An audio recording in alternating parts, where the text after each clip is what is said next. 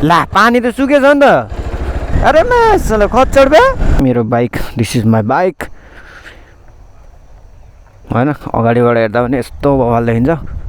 And then looks outfit छोटे चाबी they मजाक मत कर बे। So hello and welcome back to my another video. So के भन्छ, धेरै पछि भिडियो बनाएको, धेरै पछि होइन झन्डै सालै भयो होला, 6 महिना एबभ भइसक्यो जस्तो लाग्छ मैले भिडियो नबनाएको। This is my bike. यो चाहिँ पहिला चाहिँ 150 थियो, अहिले 220 छ। यो चाहिँ मेरो जस सपना थियो यसलाई किन्ने, यसलाई पनि पुरा गरेँ। Then I am very happy. So this is my bike है। अब भिडियो बनाउने कन्फिडेन्ट नै हराइसकेछ यार। थाहा छैन कस्तो हुन्छ, हेर्दैछौँ।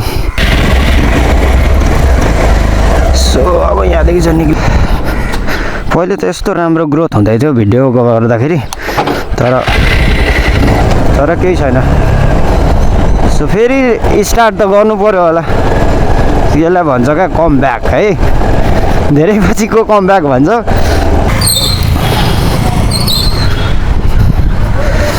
बाबै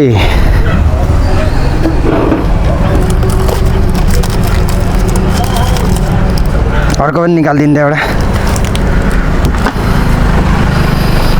कति भयो पैसाको कति छ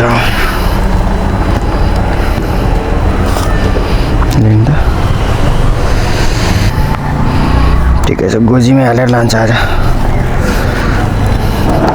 पैसाको नाममा ठ्याङ्गा भइसक्यो यार।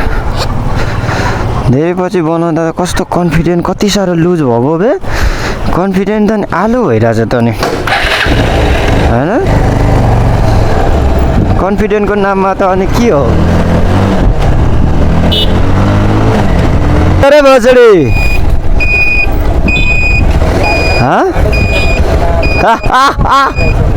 केटा हो, धेरै पछि कम ब्याक गरेको क्या।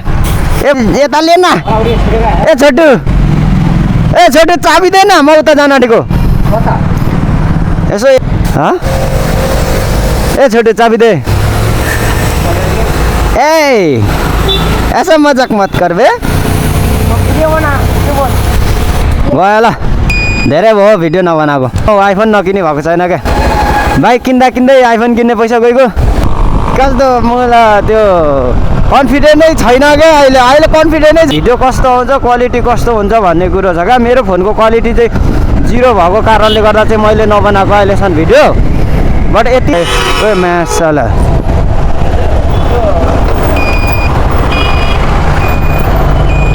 ठिकै छ। आफूलाई मन परेको बाइक चाहिँ किने। आफ्नो यसलाई किन्नु पनि कम्ती दुःख गरेँ हो मैले यार, सानो दुःख गरेको छु अलिअलि होइन नि। यो रोड पहिले त्यो रेखा नकोरिन्जेल चाहिँ यस्तो औडा लाग्थ्यो क्या।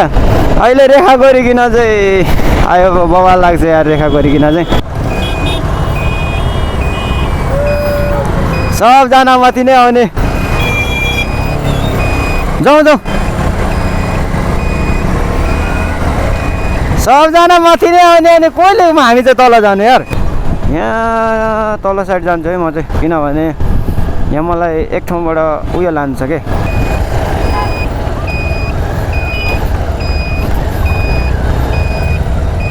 हुन्छ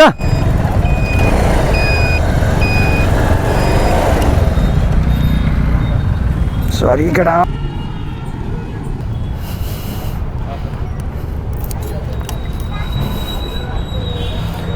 भिडियोको लागि माथि जाउँला भन्दै थियो, फेरि नहोला जस्तो छ। कसले राखेको यो यार, जसरी निकाल्यो नि ठोकिहाल्छ यो। यसलाई थोरै यो यसो गर्दा पनि ठोकिहाल्छ। अनि फेरि ठोक्यो भने त खतम हुन्छ नि त। उतापट्टि मात्रै यसरी तान्नु न भइहाल्छ क्या। उतापट्टि मात्रै हो त्यसरी। तर सबै अरे मासले खच्चड बे, यहाँ के गर्दैछ फेरि। एक ठाउँमा बसेर नहलिँदो रहेछ नि त अनि मलाई। अब घाम लागेको जस्तो क्लियर चाहिँ आउँदैन यो समयमा। झन् मेरो फोनबाट त औडा आउँछ क्या, आलु आउँछ क्या। त्यही भएर पनि मलाई अलिकति गर्नु मन नलागेको चाहिँ हो। यो बाटोमा पहिले धेरै कुदेको मान्छे हो क्या, त्यही भएर चाहिँ मलाई राम्ररी थाहा छ यो बाटो चाहिँ। एउटा जान्छ क्या यो बाटो यहाँ माथिबाट त्यो माथि पिचमा निक्लिन्छ पिचबाट अलिक परतिर गएपछि चाहिँ अनि त्यो तल के भन्छ मलाई मनपर्छ क्या यो ठाउँ चाहिँ त्यो के अरे चौर छ अनि त्यसपछि खोल्सा छ क्या अनि त्यही भएको कारणले चाहिँ मलाई मनपर्छ त्यहाँ खोला पनि त्यसपछि उयो पनि छ क्या मलाई त्यही भएर यो मेरो एकदम फेभरेट लाग्छ क्या यो ठाउँ यस्तो राम्रो छ अनि ला पानी त सुकेछ नि त खत्तमै भएछ नि त पानी नै सुकिँदैछ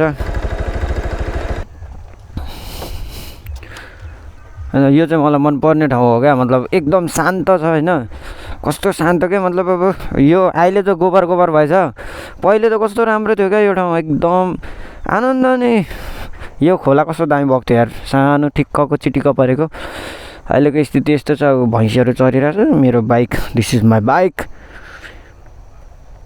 होइन अगाडिबाट हेर्दा पनि यस्तो बवाल देखिन्छ एन्ड देन लुक्स आउटफिट मेरो बाइकको अनि यो जस्ट ठाउँ चाहिँ बवाल छ अब एक दुईवटा क्लिप हान्नु पऱ्यो उयोबाट अनि फेरि फर्किन्छु म